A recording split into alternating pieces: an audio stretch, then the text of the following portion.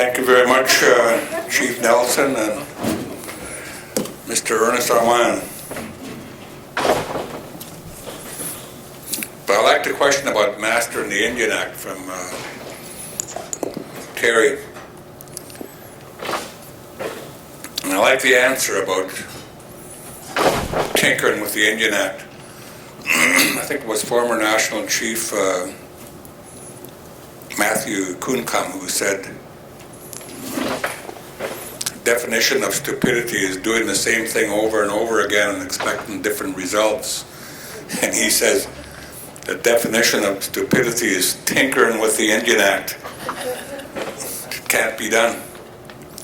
But it's a good segue into what Catherine and I are going to talk about here, which is exploring approaches to mastering the Indian Act and policy governance. When we get into this work, one of the things, as I mentioned in my opening comments, was that the fact of the matter is we got to deal with the Indian Act. And so we started looking at that and having many conversations about it and realized that as much as we'd like to take it out and kill it, our people will balk at that because there's what I call a warped sense of comfort that people have built around it. In other words, they found how to live under this Indian Act with less. Sustenance means just having enough to get by on. And they've learned how to do that. And you mess with that, man, they're not going to let you. So we had to figure out a way to deal with the Indian Act so that we can move forward in terms of the inherent right.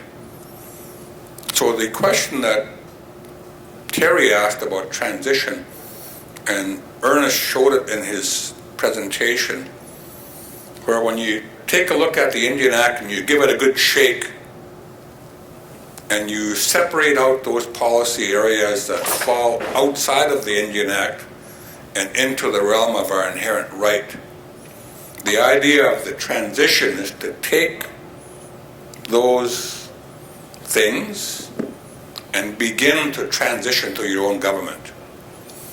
And what it comes down to usually is land and resource issues because of consultation and accommodation that's required by the law and the Constitution for the Crown to justify any infringement on our Aboriginal and or treaty rights. So it's a transition area because we know very well that the Band Council under the Indian Act does not possess any Aboriginal or treaty rights. It doesn't have the authority to deal with it. So it can't deal with consultation and accommodation. So in order to transition, we have to create a governance body that's legitimate in the eyes of our people to take on that responsibility and exercise that jurisdictional authority. So that's the notion of transition. And it's obvious with lands and resources, and now essential services. So for example, June 21st, I think Canada brought forward new legislation on child and family services. And in the preamble, they recognize the jurisdiction of First Nations for child and family services as a part of their inherent right, as recognized and affirmed by Section 35(1) of the Constitution Act 1982. Unbelievable. First time I ever seen anything like that. And then they put in place a process so that if a First Nation is ready to put in place its own law, then it has to advise the Crown. And then you enter into a coordination agreement, which is supposed to not take more than 12 months to happen. So there's a time frame attached to it, that if the Crown doesn't respond within the 12 months, then the First Nations laws are paramount to the Crown's. And then they put in a couple of other things, that it has to be, you have to follow the criteria that's set by the federal government, and the Charter of Rights and Freedoms has to apply. So you have this recognition, and nobody organized as far as their governance to deal with it. And interestingly, in the legislation, there's no mention at all of the Indian Act. And it also raises the other question is, what if you came at it from your own inherent right? Do you need to fulfill those two things, that the conditions that they put? And I say, no, you don't. But the point is, we're struggling with the transition, moving out of the Indian Act, and now we're starting to get recognition. And we're not prepared for it because we haven't dealt with the Indian Act. So one of the things that we've done here is to realize that we can't get rid of it while we do this work. We've got to master it so that we're not wasting 100% of our time reacting to it anymore. So we make certain assumptions about the Indian Act, and I was the first band manager in my community when I was 11 years old. No, I'm just kidding. But I was the first band manager. And one of the assumptions that we made was the Crown manages us through policy. That's the way the Indian Act is set up. Indian Affairs is there in Ottawa to make the policies and dispense it out to the regional directors general across the country to make sure the Indians are all following it. So we're thinking, well, if they manage us by policy, then what is our policy response? So we're working with Lilwet on this, and we got a little shirt grant to do this. And we're doing a couple of things there. One, when we visited Lilwet and brought in people, Tim Plumtree is here. And one of the things that Tim Plumtree advised us was that we need to ensure that you've got a strong foundation, the Chief and Council Foundation, in order to move, otherwise you're still wasting your time. So we came up with a research project to do this. And we're looking at a couple of things. One, to do the research into the policies to see just what are they, you know.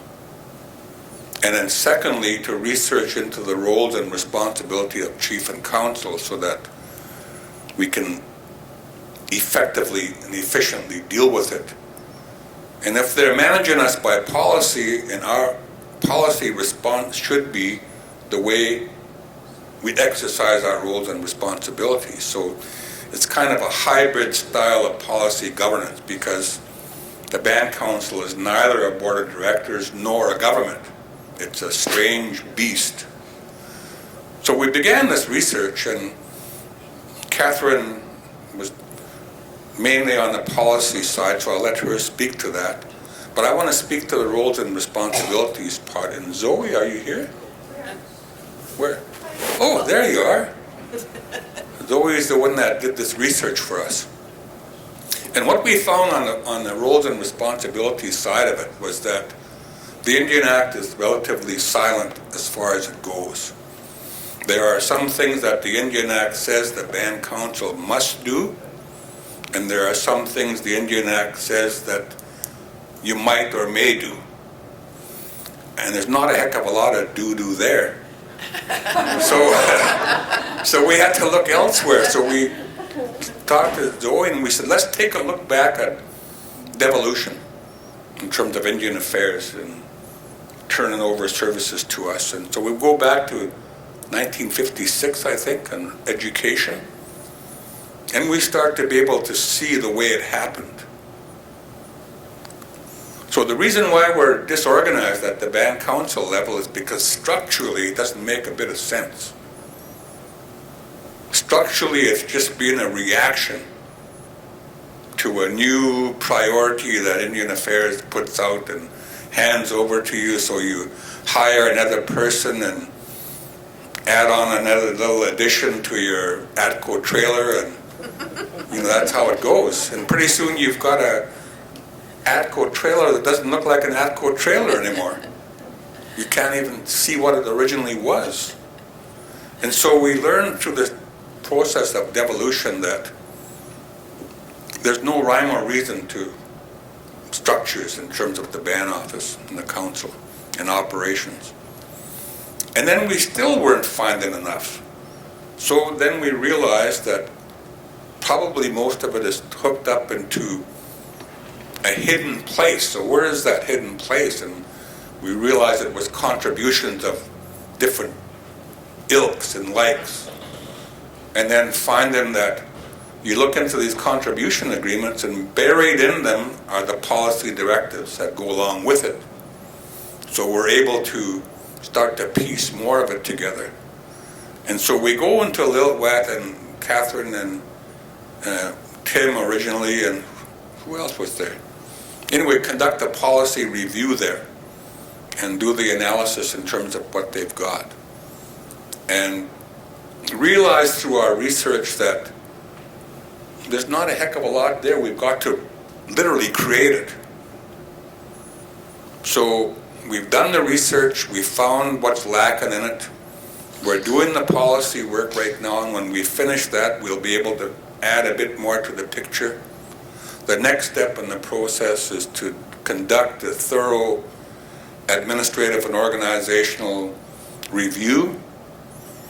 And what we're looking for there is a reorganizational and restructuring plan to reorganize and restructure it so that you're fulfilling your roles and responsibility effectively and efficiently through policy.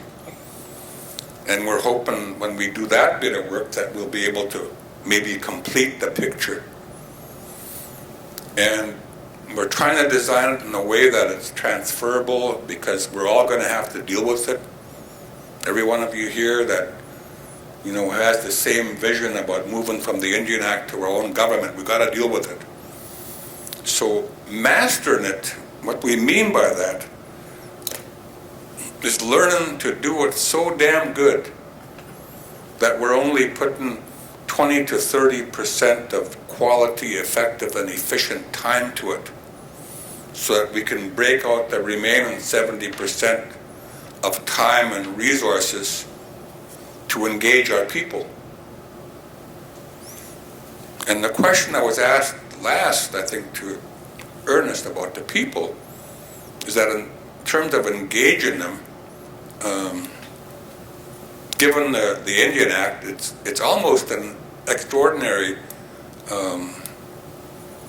organizing feat to get the community ready to deal with the inherent right and to engage their people. The biggest challenge we face everywhere we go is how to engage the people, because we've forgotten them for now going on 8 generations under the Indian Act, because there's not one word in the Indian Act, anywhere in the Indian Act, that says the Band Council needs to be accountable to its people. So consequently it has been. It hasn't been. So we've got this big issue at our feet. So anyway, we're doing this research. The research has been finished. We're just now doing, from our experience, trying to piece it together. And we're hoping we'll have that completed soon. And at the same time, we're doing a systems map of the Indian Act, which we'll get to tomorrow. And I'll speak to it more tomorrow, but it's connected to this. Because what we want to do with the Indian Act is to be able to teach our people visually by seeing it, that this is where the Indian Act came from, this is what it was designed to do, this is how it did it, this is the effect that it's had on our people, and here's the systemic effect overall to help people make a decision to change.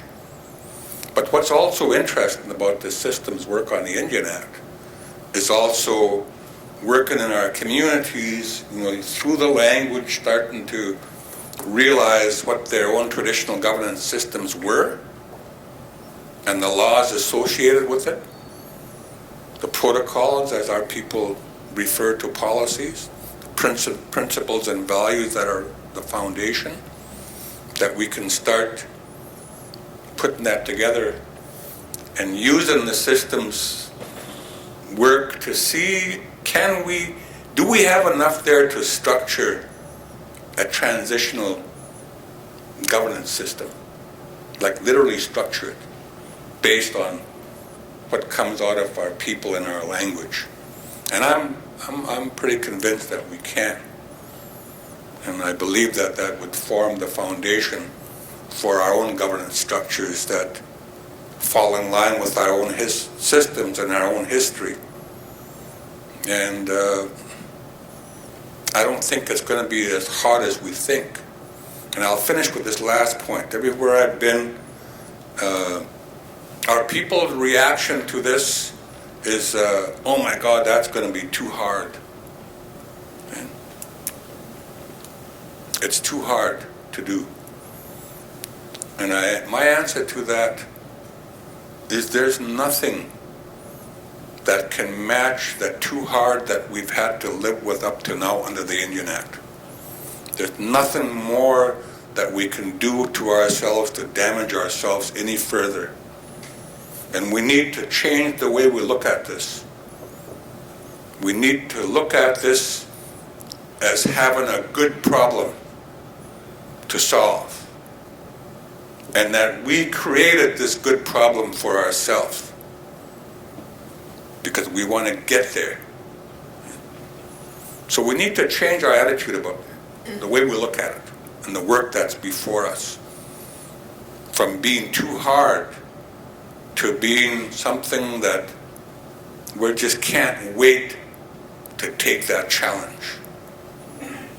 Because our young people sitting right there, you know, they're the ones that are going to take it the next step.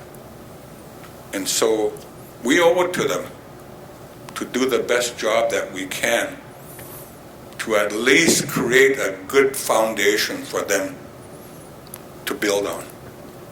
And that's kind of the way I look at mastering the Indian Act. Let's master it, let's put it in the quarter where it belongs, and let's start dealing with our right beyond it. Okay, so that's the notion behind mastering the Indian Act, and I'll ask Catherine to come and add to that. And we're loving it too. And the fact that my husband is leaving the room is no reflection on the presentation I'm about to give you. I don't think. Bye, dear. I've heard this one. No, he's going home to make supper for all our relations who are visiting right now. Hi again. I promise this is the last time you'll hear from me today. What I want to do with this presentation is a couple of things, and hopefully I haven't muddled it too much so that it's not entirely clear. As Satsan, we've had the sort of administrative, policy, political context from Lilwat as to why, how they saw the policy work that they wanted to do as part of their overarching plan towards their vision. So that, that's how I became involved in this when they were looking for some assistance. And then the sort of overall, sort of more philosophical approach to why policy governance may be one way, and that's the term we use right now, but of really helping chiefs and council and band administrations, leadership to put that Indian Act, manage it so damn well that it's over there, and it frees up the strategic and creative time for more and better things. So what I wanted to do this afternoon was not so much show you what we did at Lilwat, more to talk about how I approach the work in a way that hopefully is transferable. So if any of you are interested in exploring this as one thing that you might like to do over the next while, it gives you a bit of a sense of how we did it and what we're still doing. But I'll also use Lilwat with their permission as some of the concrete examples. So we'll start with sort of my own.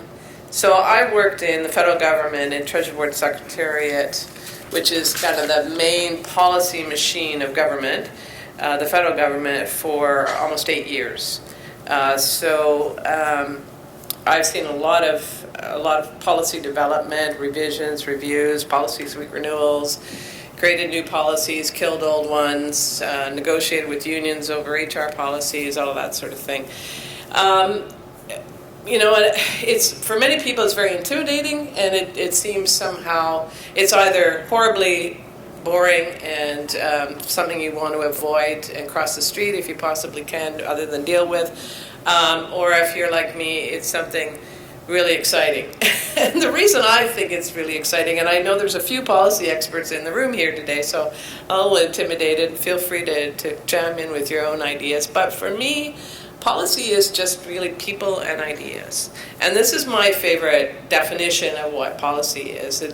It's really a group of people coming together, whether it's a society, your citizens, your members, and saying, you know, this is what we will do in a certain given situation, and it's codifying it in some way, so that going forward, everybody knows, okay, we already agreed when we're going to face this situation or we want to do something, we're going to do it this way. And I particularly like this Henry Kissinger quote, because, you know, he says, no policy, no matter how great it is, no matter how ingenious, has any chance of success if it's born in the minds of a few and carried in the hearts of none. And so going back to one of the foundational pieces of the work that we're doing is that it begins with the people. For me, you know, policy and people is foundational. And to just try and prove to you that, you know, it's not something to be afraid of, is to consider that policy really exists everywhere, and it has existed for all time. And it particularly in our own indigenous cultures. Policy exists in our stories, our teachings, our ceremonies, our traditional practices.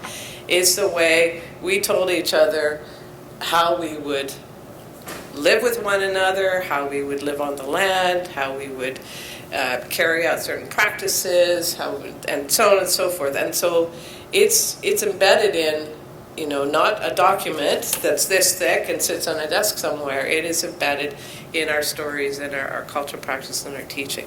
Policy is the Ten Commandments. For those of you who are more sort of Christian-oriented inclined. Constitutions are policy documents, basically, as are laws and bylaws. Policies found in budgets, the federal budget being a big example. I don't know how many of you are a geek like me who likes to get out the federal budget, because that, when it comes out, it's really setting that, you know, it's a clear statement from the government about what they're going to be doing next. So it's, you know, policy is a big, big term, and it covers lots of things, and we live with it every day without even kind of realizing it, and in some of the most ingrained ways. And it's really even in the sort of cultural codification in our families and our organizations about how we are and how we're going to be.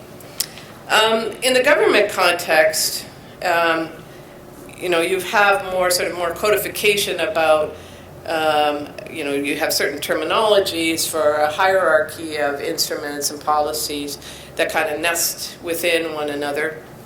And I bring this forward because in working with Lil'wat First Nation, one of the first things that we did was just kind of a basic, you know, Policy 101 workshop, and to help those who were working with this huge package of documents, and we were talking about the Indian Act and regulations under the Indian Act, etc., to give people kind of from a federal government perspective, what are the structures and hierarchies of all of those instruments, and how do they kind of work together.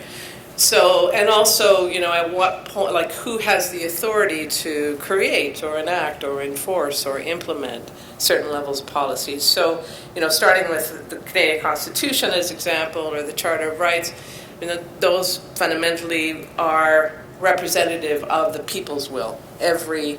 Presumably every Canadian citizen had a say through their elected leadership in the creation and adoption of the Canadian Constitution and the Charter of Rights and Freedoms. It also sets the structures of government, and so establishes the legislative, the executive, and other frameworks under which then laws can be made. And it's the legislatures of a government, it's the assembly of a government that usually is the only authority for making laws that are going to govern all people. And then you have more sort of other subsequent instruments, a lot of regulations associated with laws, more detailing how something's going to be implemented. Policy within government, examples there are HR and our finance, our procurement policies that are generally, not always, but generally more administrative in origin and can be determined by senior leadership, and then you have a variety of other instruments. So just to give you that, if I start using terminology and that sort of thing, you'll understand, kind of what my frame has been around this. So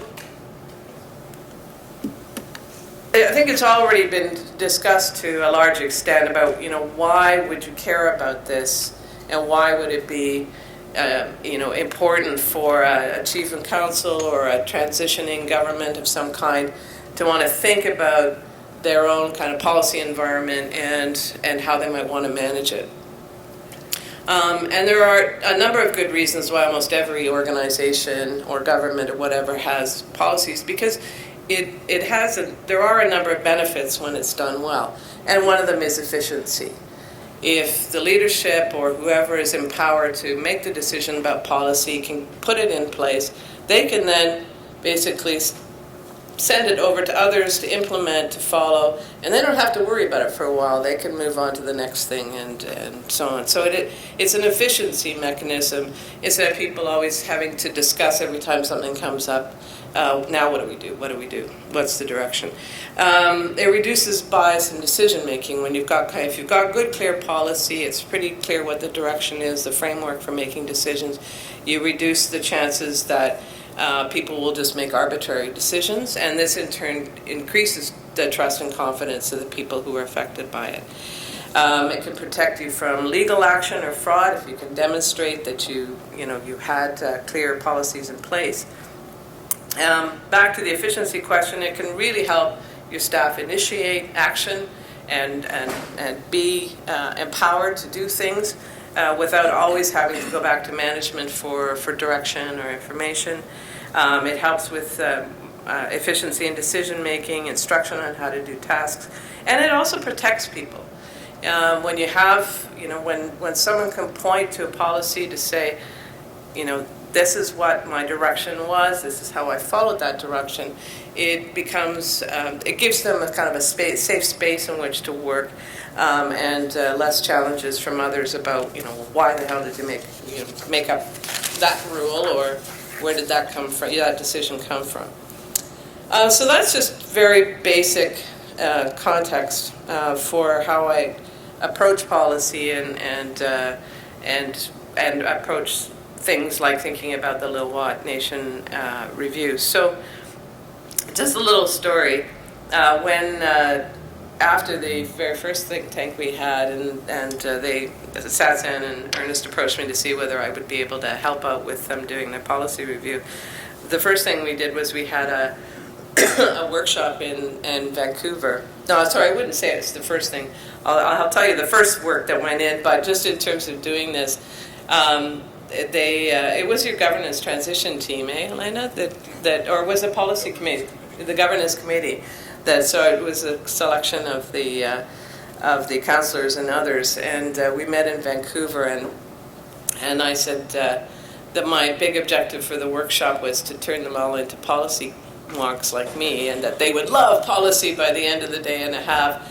And the saddest looking faces I've never seen in my life, because we had pulled together all the little policies, and it was like 2 binders like this, pages and pages and pages of detailed documents and subsections on this and that, and that was just, I could see their heavy hearts.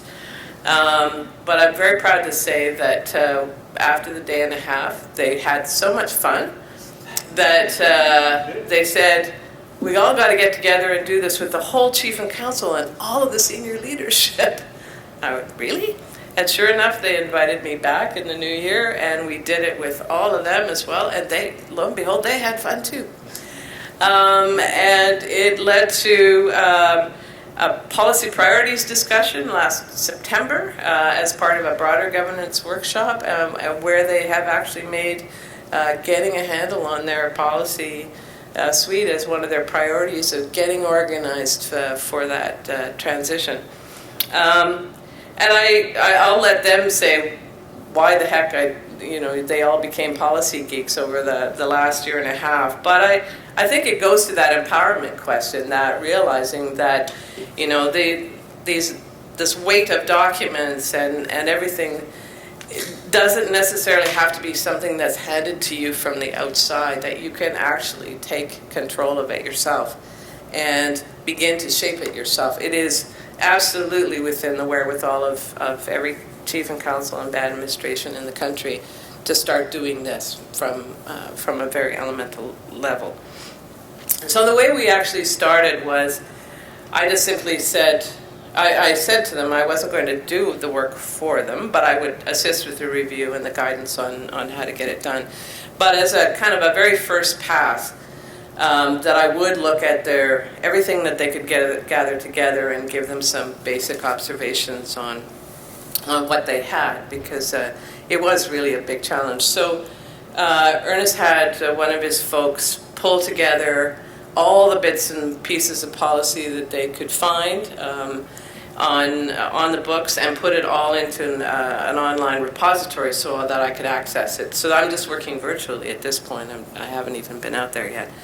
And so it had everything from the aforementioned election code to the HR policy to the financial administration law to a couple of bylaws and so on and so forth. So I just got this big information dump, and rather than go through it line by line, this is what I decided to focus on. So the focus was really a couple of buckets. I took out some of the bylaws and other sort of more extraneous type policies that had been developed, but it wasn't entirely certain that they had ever been finished. And so Ernest talked earlier about that cycle of starting something and then having waves coming back. So I really focused on the policies that they had related to governance and administration. And then they had a couple related to lands and resources, and I knew that that was another important area for them in terms of their priorities.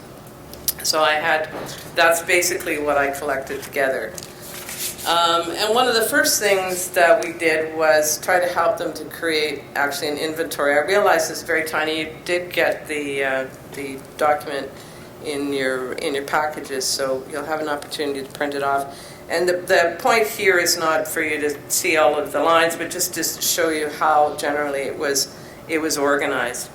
And essentially all I did was compile things that looked relevant together into different buckets, starting with kind of governance and leadership policies and all of the related instruments. So I named the document. I tried to provide some kind of typology. Was it a policy? Was it a guidance document? Was it a bylaw that had been duly signed off, etc.? Was it actually labeled as a law? What was the source of the legal authority for that document? So where I could determine that. Clearly it was in the first one, the Indian Act, Chief and Council had adopted the leadership policy. Some were done pursuant to the First Nations Financial Administration Act, and so on and so forth. I tried to determine dates, and in some cases there weren't always dates. The status of it, when was it adopted, what had been revised, was it signed, unsigned, so on, and then just some general notes. As I said, I didn't do a line-by-line review of everything, it was too big, but I could get flipping through it, I could get a sense and just made some marginal notes for myself. So a very simple kind of Excel spreadsheet to start creating an inventory, which in itself was a big help, Ernest? Just to have everything in one place and everything kind of listed and organized was in the case of Little Watt a useful first step. And then I dove a little bit deeper. So again, teeny tiny type, partly deliberate, because I want to share all the inside information, but this is just the tool to show you what I did. So I basically went back through every single one of those pieces, starting at the top, and dove a little bit more deeply. But I was also, in this case, looking for kind of very specific policy backbone elements. So first of all, what's the purpose of this policy? Was it clear? And so, would list that out in the very simplest way, just so that I could reference back myself, oh yeah, this was supposed to be about such and such. And also, what does it do? And so in the case of the leadership policy, it set out code of conduct for the chief and council, rules regarding council members who also hold staff positions, conflict of interest, etc. So I had, in a quick glance, could sort of see what that policy instrument was for. Again, authority, legal authority for the thing, and other references. Because as somebody mentioned along, I think it was Ernest, seeing the alignment of all of your different policy instruments is also important, because if they clash, if they have different definitions, if they both say different things about the same subject matter, you get into trouble down the road. Then you get into real inefficiencies and maybe even legal and other challenges. So again, is the authority and references to other policies clear? We really, as Satsan said earlier, the question of, where are chief and council roles and responsibilities spelled out? Are they in the Indian Act, or are they somewhere else, or are they in these policies, was something that we really wanted to get out. The other roles and responsibilities, whether it's the COO, the new election officer created under the election code, that sort of thing, again, just quickly capturing that. And then, again, marginal notes of things that, as I was quickly going through, I kind of had questions about, or had discovered or noticed that there were inconsistencies with other parts. And this was the format I used for every single one. But by the end of it, instead of having anybody having to go through pages and pages and pages and pages of individual policy documents, you could kind of see in a snapshot what were the key things that kind of popped out at you about policy. I don't think Lil Wad will mind me sharing a bit about the general observations there, because they actually had a pretty good report card. Because the fact was they actually had all the key governance administration policies that you'd expect to see in any organization. They were in place, and they were all generally of pretty good quality. One of the questions that I had for the leadership and for staff is, okay, so you've got these documented, but how well are they being implemented? Because that's kind of the next question you've got to ask yourself around policy. Have you noted any issues with them? And there were definitely some cases where not everything was to the same standard. Obviously had been drafted at different times by different people for different reasons. There was some redundancy across some of their related policies, so that was an area for looking at and possibly cleaning up. Definitely record keeping of authoritative versions was a big issue. That's all part of the management. And the need for consistency of language. So, in their case, sometimes they use citizens, sometimes they use members. So, again, something not to critique, but just to say to the community, you might, because this could create confusion, you might want to just take this back and to a standard. So I'll end there. I mean, the last couple of pages are just more kind of bump on, managing the policy suite in an organization, doing individual policies. I'll just maybe end by saying that where we're working with Lil Watt now, and one of our IPAC volunteers, Mike Damaris from the Government of Ontario, is another policy wonk, formerly of the Cabinet Office. And so we were just out in Lil Watt a couple of weeks ago, because what they've decided now is that they actually do want to manage their whole policy suite, bring stuff up to date, revise it, make sure it's organized, make sure they've got a good document management and record keeping piece. So we're working with the community to think about actually a policy of policies. So, what's going to set out the standards and the approach for the community from here on in. And having great conversations too about where and how can we import Ntakman and Lil Watt values and language into policy construction, so that not only are they empowered to take over these policies and manage them and make them their own, but make them culturally relevant, make them live the values of the community. And so we're having a lot of fun starting to think about this next phase for a little while. So thank you all. Questions? Okay. That was great, Catherine. And I could vouch for the fact that in Lillooet, the people did genuinely get excited about policy. But they also expressed themselves too in the process. And one of the things that came out from this beginning, this whole exercise, man, we wouldn't have to be thinking about any of this if we didn't make a decision to move out of this doggone Indian Act into our own inherent right, because it practically can run itself, right?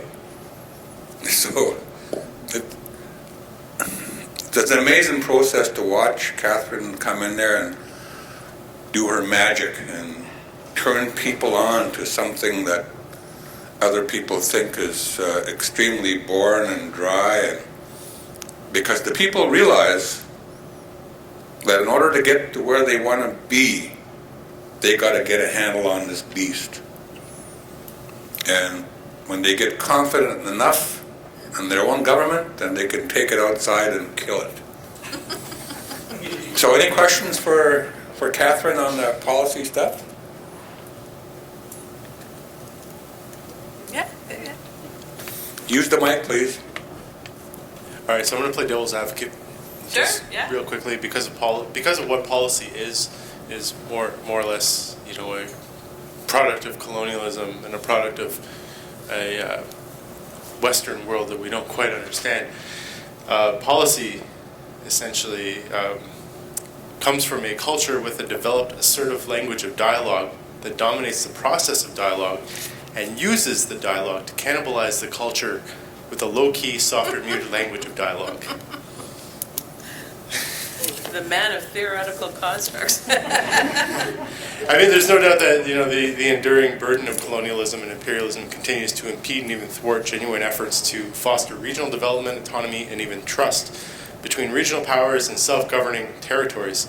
State pressures to integrate or assimilate by adopting market-based Western principles of indigenous self-governance continues to threaten the material well-being of individuals. Whose thesis is that? That's what I wrote. Oh, okay, I'm sorry. And I don't disagree with you. I don't disagree with you, but that was why I started by saying policy lives in traditional teachings and practices. I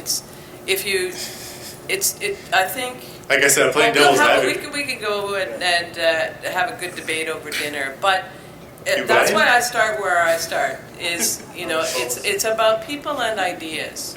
And it's about people coming together to say, this is how, in any given situation, whatever that is, whether it's administering people or administering cycles of fisheries management on our traditional lands, it's saying this is how we're going to do this and how we're going to practice. And it is developed through dialogue.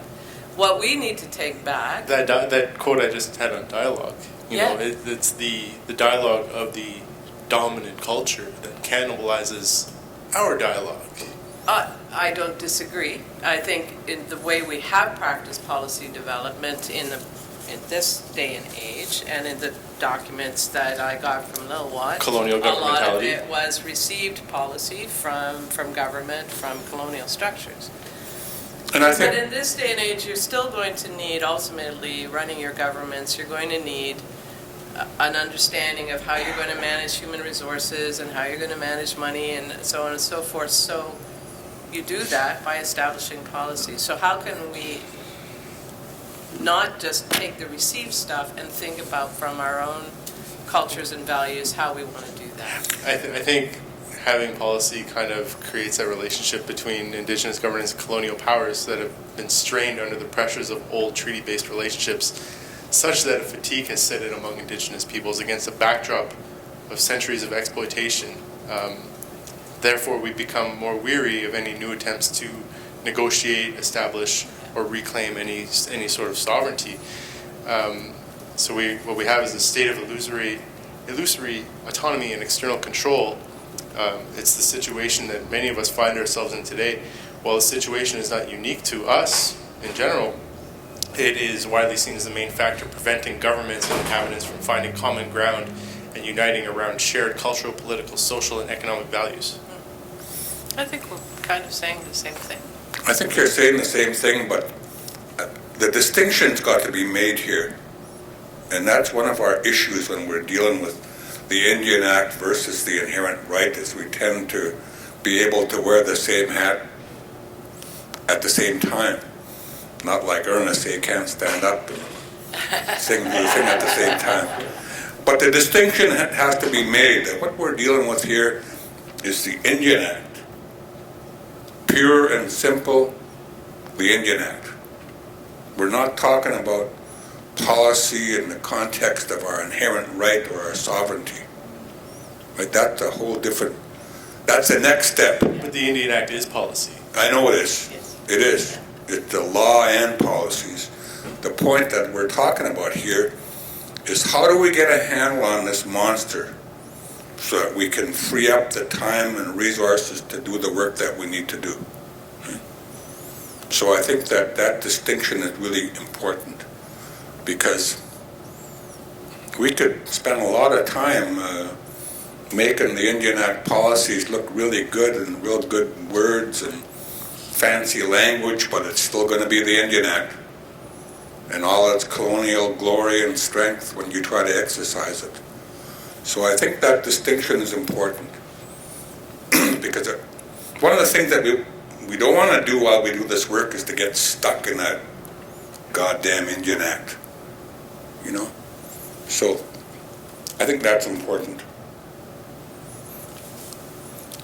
When we get into our own laws and policy making in terms of the inherent right, that's where we got to be vigilant. You know, that it follows our own laws as passed down to us for countless generations. And our own policies, although we don't call them that, in our society we refer to them as protocols, and our own principles and values. So anytime we use the English language, we're running into this issue. But just want to make the distinction between what we're doing here. We're just talking about the Indian Act here. That's all.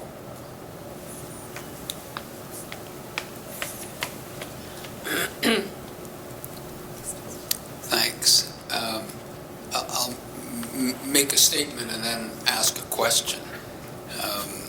It seems to me that what the process that Catherine described, to talk by analogy, my impression is that the situation many First Nations communities find themselves in at the moment is one of confusion.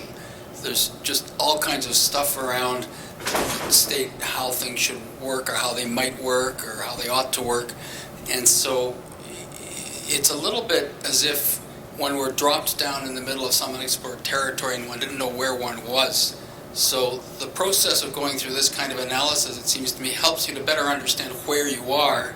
Because if you don't know where you are, it's very hard to figure out where you want to go. You have to situate yourself first.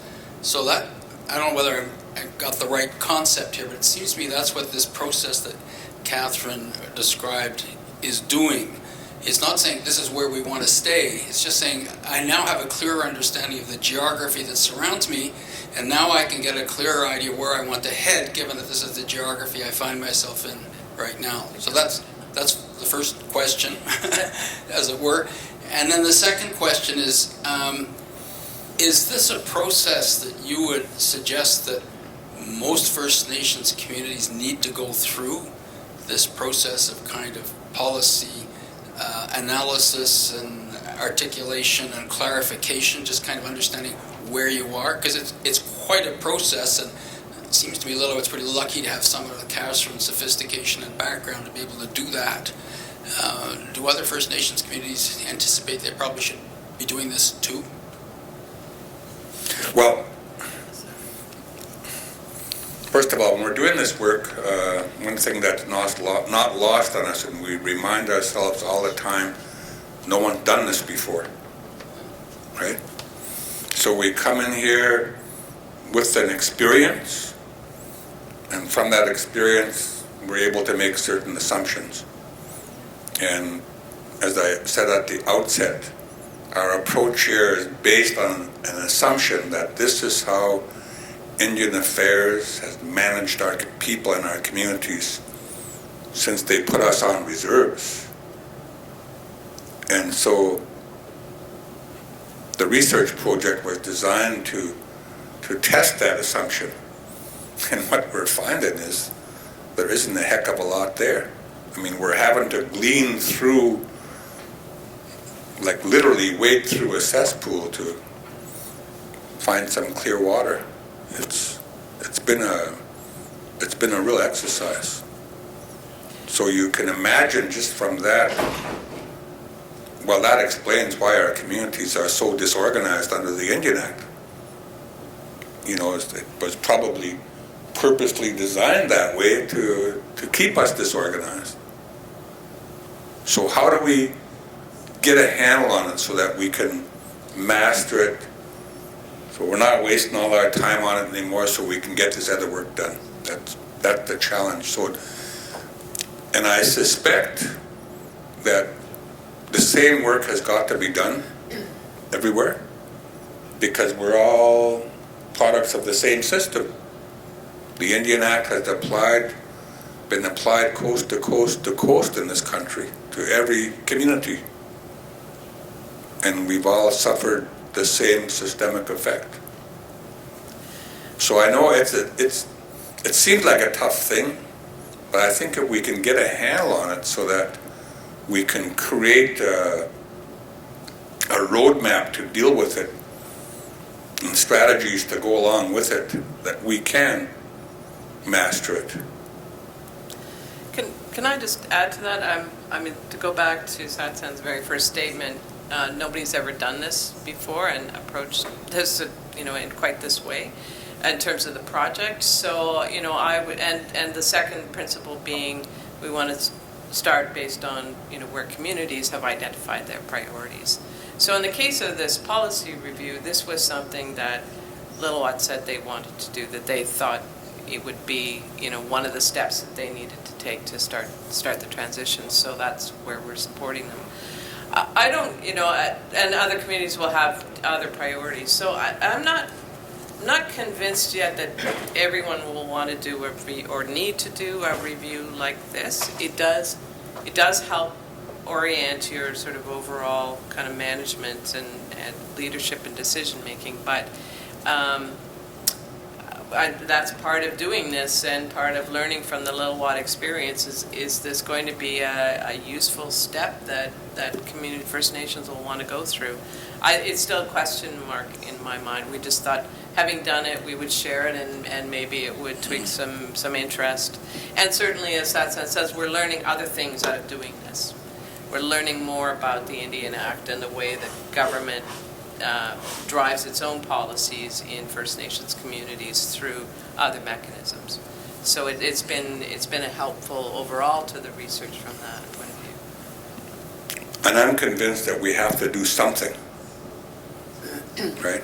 Because if we don't do something, then we're not going to do anything.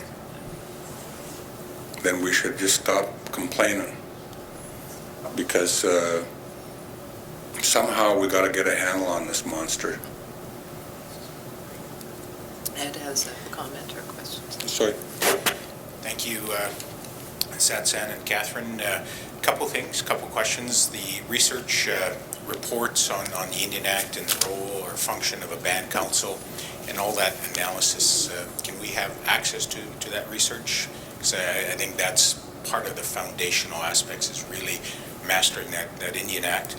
And then Catherine, just from your perspective in the preceding question, is maybe present some guidance on what the policy review context may consider and may include, and could be scalable to First Nations interests or needs on that front.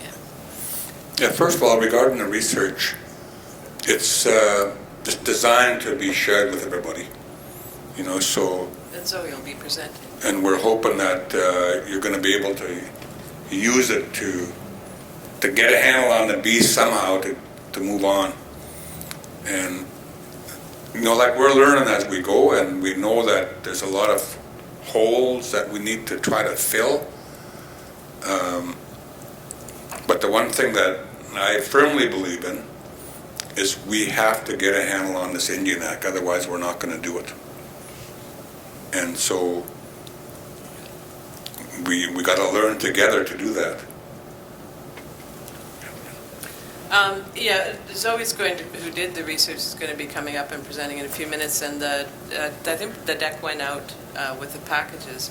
The deck is right now, it's kind of the sum total of what we have, but we're talking to Zoe and Francis and I are like thinking there's some really good short papers that needs to come out of this.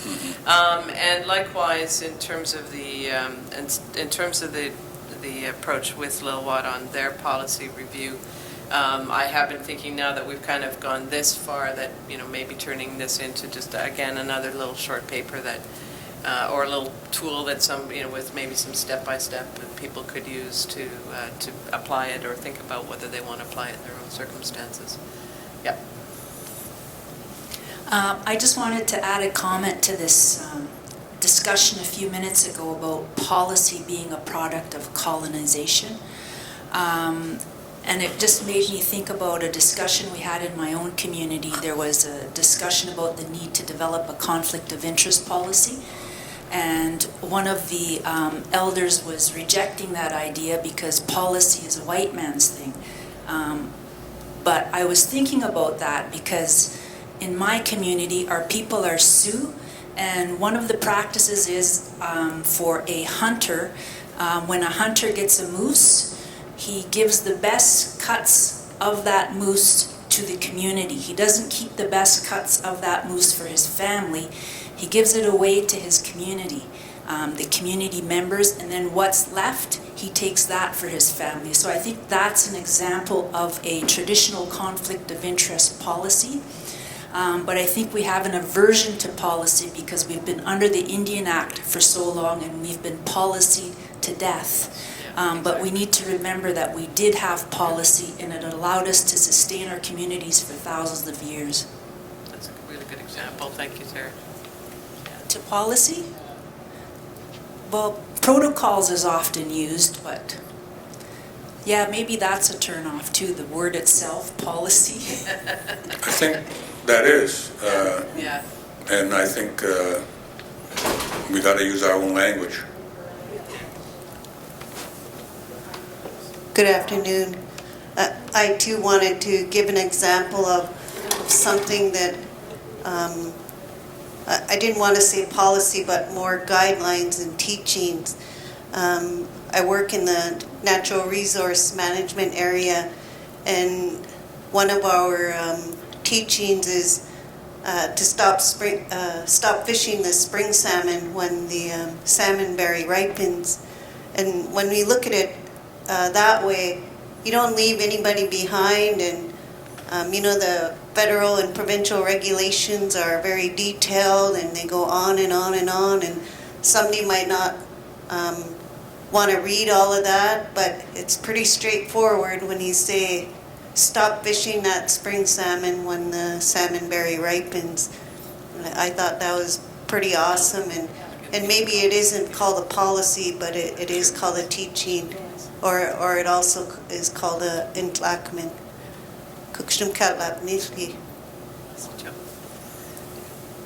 I actually heard that just last week in the community I was in, that they stopped fishing a certain run when the salmon berries ripen. Anybody else? Sorry, you're offended by my Oh, no, not at all. No, interpretation of no. policy, but it's the same thing with institutions, like we were mentioning earlier, Yeah. using different terms for Yeah. institutions. Yeah. And it's the same thing for policy. I preface that with saying, I was playing devil's advocate. Yeah. You know, Oh, so was I it just good? wanted to make that clear in case you guys were offended, Not at No, all. not at all. hot and bothered by it. No, No, I think- all of these terms and languages, it's all debatable, and one of the things I love about policy is that you Do it have with to the have the these, scare you have quotes. to have these hard discussions about, what is it we're doing, why are we doing it, on whose terms are we doing it, and that's to me, so thank you. No, I'm not defending it. Yeah, I come from more of a theoretical background, so that's probably why. I might have noticed. I've been Western institutionalized. No, I really appreciate it too, because we have to face all the possible questions and challenges that are before us in order to create a clear path. And when these things come up, I think the realization that we come to is that it's the language, that's not our language. So we need to use our own language. That comes more and more. Okay? So let's take a 10-minute break, and then we'll finish the day with Zoe giving us a presentation on what she's found in the research around the roles of chief and council. Thank you very much. Thank you, Catherine.